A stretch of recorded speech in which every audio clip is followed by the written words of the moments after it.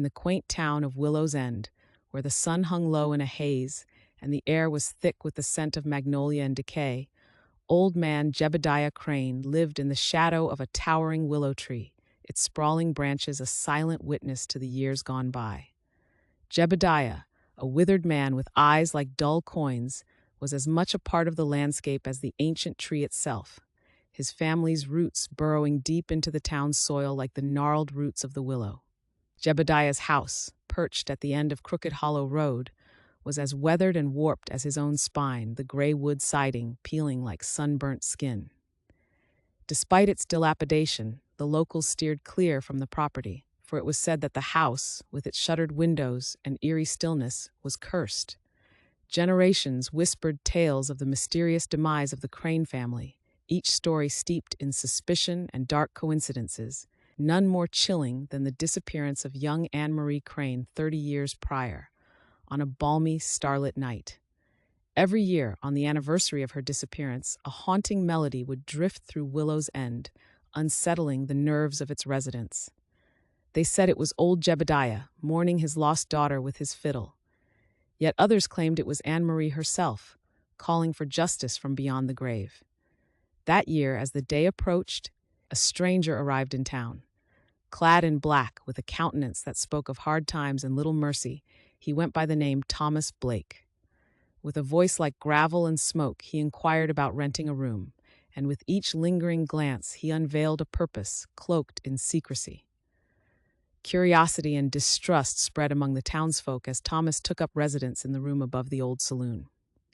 His days were spent wandering the outskirts of the Crane property, his nights consumed by the scratching of pen on paper and low murmurs that escaped through the thin walls of his lodgings.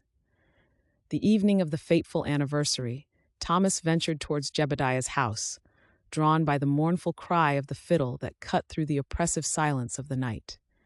There, in the glow of his lantern, Thomas found Jebediah on the porch, the bow trembling in his gnarled fingers as tears streamed down his weathered cheeks. "Mr. Crane," Thomas addressed him, his voice steady, "I've come for the truth about Anne Marie."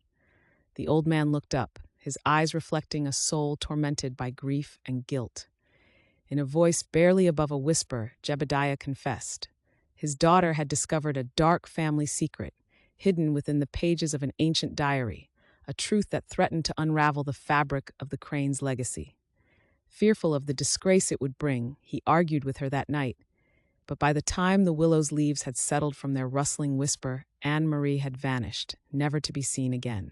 Thomas listened, his expression unreadable, then spoke with an unexpected gentleness.